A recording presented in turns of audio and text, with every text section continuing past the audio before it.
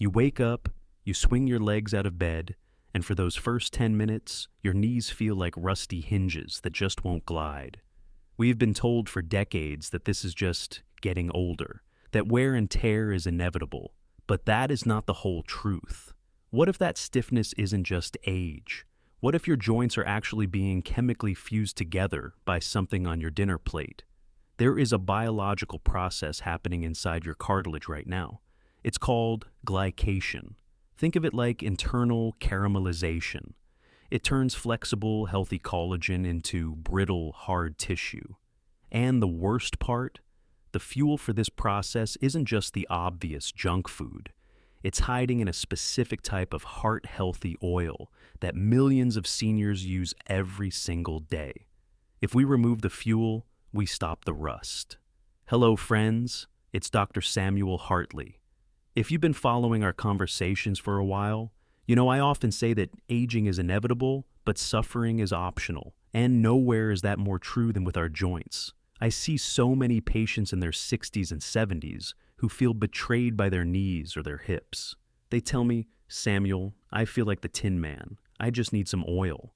And if you've felt that deep grinding stiffness that makes the first few steps of the morning a struggle, I want you to know it is not your fault. It's not just wear and tear from a life well lived. There is actually a chemical reaction happening inside your cartilage that creates that stiffness. In the medical world, we call it glycation, but in my clinic, I call it the toast effect. Think about a slice of soft white bread. It's flexible. You can bend it, but if you put it in the toaster, the heat and sugars react with the proteins, and it comes out hard, brittle, and stiff. You can't bend toast. It snaps. When we eat certain foods, specifically a combination of sugars and unstable fats, that same browning reaction happens inside your body. It creates sticky compounds called advanced glycation end products, or appropriately named AGEs. These compounds act like biological superglue, latching onto your collagen and turning flexible joints into rusty hinges. So, today we aren't just listing bad foods. We are going to identify the 3 engines that drive this rusting process. And we have to start with the most dangerous category, not because it's the most obvious like candy, but because it hides in foods that millions of seniors have been told are safe. This first group acts like lighter fluid for that inflammation fire. We call this first category the fire starters. And frankly, this is where most of us have been misled for decades. For years, we were told to swap butter for margarine and animal fats for vegetable oils. We were told it was heart healthy. But new research paints a very different picture for our joints. The problem lies in a specific type of fat called omega-6. Now, your body needs a balance. Think of your inflammation system like a fire department. You have the firefighters. Those are the omega-3s, which put out the flames and cool down your joints. But you also have the fire starters, the omega-6s. In a perfect world, we'd have a 1-to-1 balance. But in the modern senior diet, we are consuming way too much fuel for the fire. This brings us to the first major offender, grape seed oil. It sounds natural, doesn't it?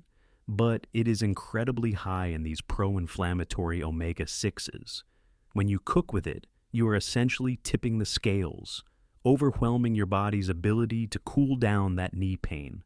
And it's not just the oils in your pantry, it's hidden in margarine, which is often loaded with trans fats that physically alter your cell membranes. It's in those French fries that are cooked in high-heat industrial seed oils. It's even in corn-fed beef, which is quite different from the grass-fed beef our parents might have eaten. Because the cows are fed corn, which is rich in omega-6, that inflammation passes directly to you. So here's the single most effective change you can make this week. I call it the great oil change. Go to your pantry. If you see grapeseed oil, soybean oil, or margarine, toss them out. Replace them with fruit oils, extra virgin olive oil, or avocado oil. These are rich in stable, healthy fats that support your joints rather than attacking them. Just this one swap can lower the systemic heat in your body. But cooling down the inflammation is only half the battle. We also have to stop the rust. And the foods that cause that rusting process, they aren't fats at all. They are the white menace sitting on your breakfast table right now. Now, if the oils are the fire, this next group is the fuel that keeps it burning. We call these the rust makers. And this is the hardest conversation I have with my patients because we are talking about comfort foods. We are talking about the white menace, white bread, white rice, and yes, those sweet treats, like ice cream and cheesecake.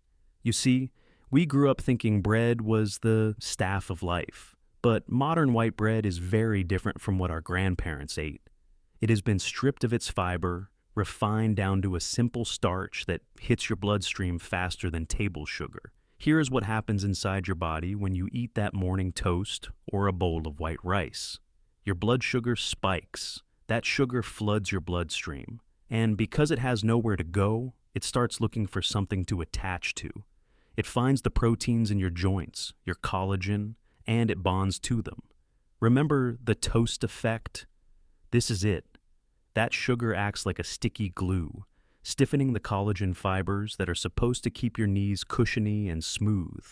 And it's not just the bread, it's the soda that forces your liver to pump out inflammatory signals called cytokines.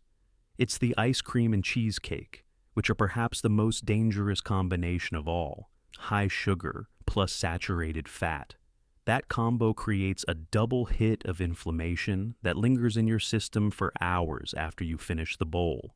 I had a patient, Rosa, who loved her white rice with dinner. She told me, "Dr. Hartley, I can't give up my culture." And I told her, "We don't have to give it up. We just have to upgrade it." She switched to brown rice and quinoa, grains that release energy slowly, so the sugar doesn't have a chance to turn into rust. Within 3 weeks, the morning stiffness in her fingers began to lift. So, here is my request to you. Look at your breakfast. If it's white toast and jam, you are starting your day by rusting your machinery. Try swapping it for a high-fiber option, or, better yet, something with protein and healthy fats. But there is one final group of foods we need to discuss. These are the false friends. The things we reach for because we think they are the healthier choice, or just a harmless habit. But in reality, they contain chemical triggers that confuse your body's defense system completely. Then we have the false friends.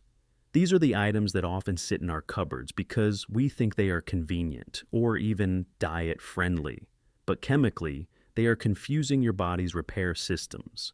The first is diet soda. I know many of you switch to diet versions to avoid the sugar we just talked about. And logically, that makes sense. But your gut bacteria react to artificial sweeteners like aspartame in complex ways. Research suggests they can still trigger inflammation signals and even alter how your body handles insulin. It's like sending a fake fire alarm to your metabolism. The panic happens, even if there's no actual sugar burning. Then there are instant noodles. They seem like a harmless quick lunch, but they are often fried in those inflammatory oils we mentioned, and then loaded with massive amounts of sodium and preservatives like MSG. For a senior body that is already working hard to manage fluid retention and blood pressure, this is like pouring sand into a precision engine. And finally, we have to mention beer. Now, I'm not saying you can't enjoy a cold drink on a warm day, but beer is rich in purines, which your body breaks down into uric acid. If those levels get too high, they crystallize in the joints, specifically the toes and knees, leading to gout. It is one of the most painful forms of arthritis, and it is entirely driven by what we consume. So, where does this leave us? We've talked about the fire starters, the oils. We've talked about the rust makers, the sugars, and we've talked about the chemical triggers. It might feel like I've just emptied your pantry, but I want you to see this differently. We aren't taking away food, we are taking away the interference. Imagine what your body could do if it wasn't constantly fighting these chemical fires.